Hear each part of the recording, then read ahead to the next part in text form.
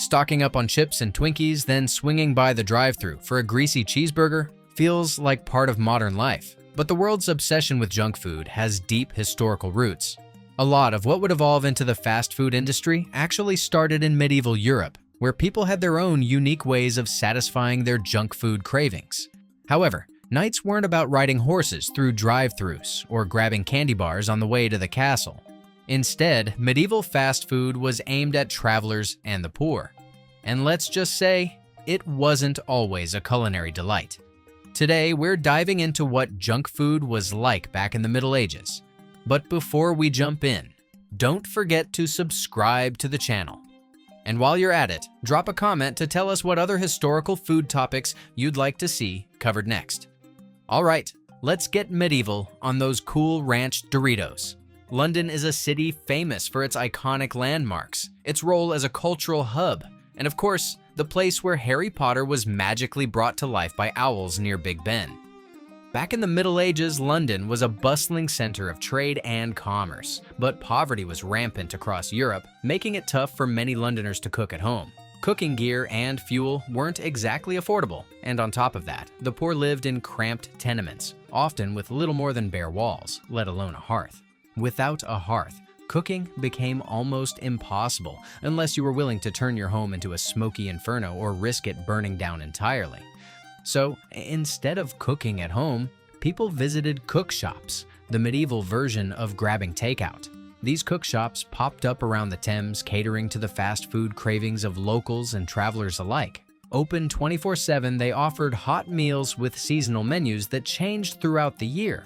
But rather than pulling up in a chariot or on horseback, these cook shops were more like a stroll-through experience. Customers would walk up to place their order and grab a hot meal to enjoy right there or take home.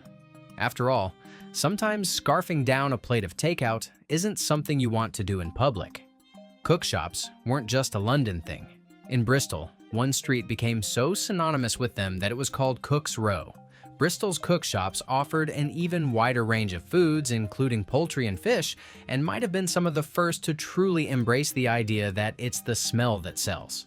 They'd set up their hearths outside the shop, intentionally cooking food to fill the air with tempting aromas, drawing in hungry passers-by. Some shops specialized in sweets, others in pancakes and bread, but the real crowd pleasers were the meat pie vendors. These savory, meat-filled treats were the go-to snack, kind of like a medieval hamburger, just without the fries and Coke. Speaking of burgers, who doesn't love a Big Mac? There's something satisfying about holding most of the essential food groups in one hand and shoveling them down like a snake trying to sneak its dinner through airport security. Ah, the magic of fast food. So, it makes total sense that meat pies, the medieval version of the drive-thru burger, were so popular. These savory little hot pockets were not only filling but portable, basically the perfect fast food. But like Mrs. Lovett's infamous meat pies, these hearty treats had a dark side: spoiled meat. Turns out, rancid ingredients were a serious problem in medieval kitchens, and not exactly something you'd want sneaking into your meal. According to a 13th century report from Norwich, cooks didn't hesitate to use diseased pork in their pies, serving them up to customers without a second thought.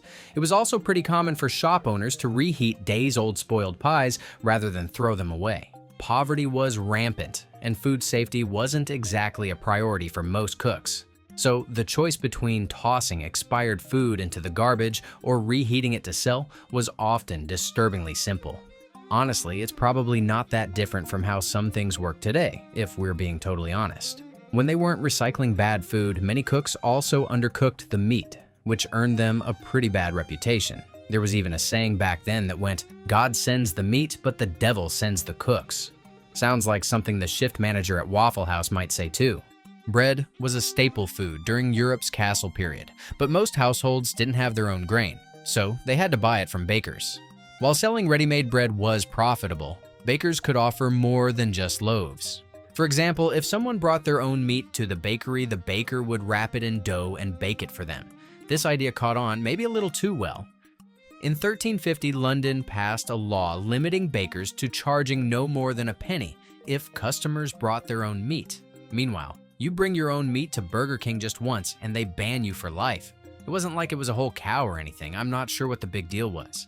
Another modern fast food idea that traces back to this time is the bread bowl. Early Europeans came up with the concept by serving soups and stews in bread bowls, known as trenchers. This not only made the meal heartier, but also probably saved money by cutting down on the need for extra dishes. It was a practical, carb-filled way to enjoy a meal, and it's pretty similar to the bread bowls we still enjoy today. But bread bowls weren't the only carb-loading snack of the Middle Ages. Soft pretzels, which are now a staple at state fairs and mall food courts, were also hugely popular in medieval Europe. Made with just 3 simple ingredients, water, flour, and salt, these twisted treats became a beloved snack. And to make them even better, they were actually officially approved by the Catholic Church, which gave them a sort of holy endorsement as a filling and acceptable food choice. That's right. During fasting periods like Lent, when Catholics avoided eating certain animal products, pretzels often served as a substitute. Monks would hand them out to kids who were reciting their prayers, and others would distribute them to the poor. Beyond their religious significance, pretzels also became a symbol of luck and prosperity. After all, what's not to feel lucky about when you're enjoying a warm, handmade pretzel? Nothing quite completes a fast food run like a 6-pack of booze. After all, if you're treating yourself, you might as well go all in. And while drinking alcohol has always been a popular pastime, medieval Europeans really had a knack for it, probably because they were living in medieval Europe. Not even Lent could dampen the common folks' thirst for a little liquid courage or a racing refreshment. Since Lent meant avoiding meat, people would fill that gap with other alternatives. For some, fish became the go-to choice, but others turned to booze.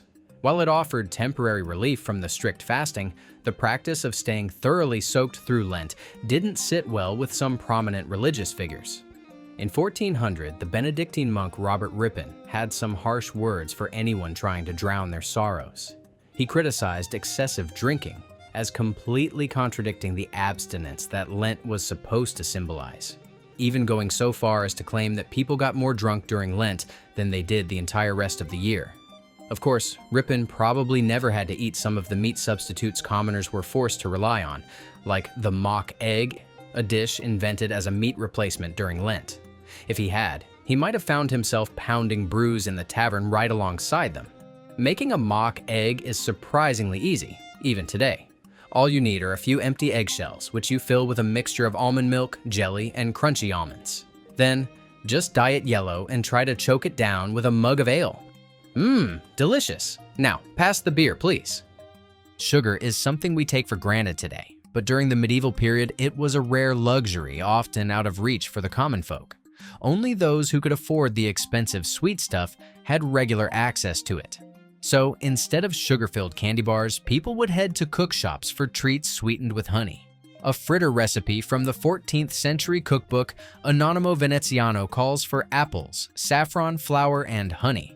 Before that, a more frugal version of the fritter was simply fried dough stuffed with ginger almonds and topped with a delicious beet juice.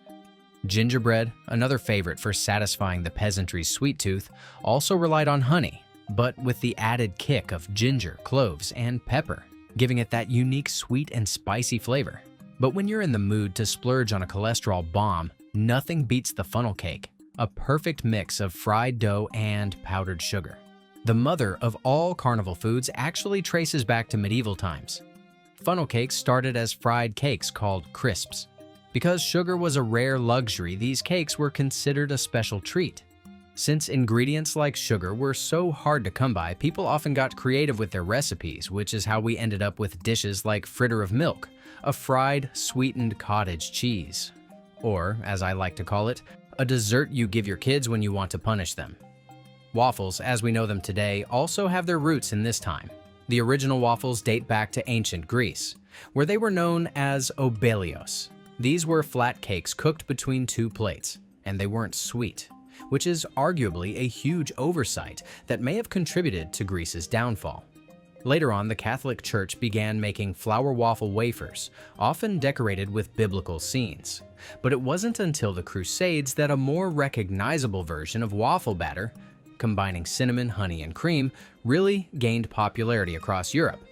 In the 15th century, the Dutch invented the iconic grid patterns that turned waffles into the ultimate syrup and whipped cream delivery systems we celebrate today. Originally, waffles were a popular street food, but over time, they evolved into the breakfast and dessert staple that we now toss into toasters every morning. Thanks to the discovery of the New World, sugar became affordable and accessible to everyone by the 16th century. London even opened a sugar refinery, kicking off a trend that still echoes in modern food processing, adding sugar to nearly everything. Sugar quickly replaced honey in most desserts, and people started crystallizing fruit in syrups. They even began using sugar to season their meats.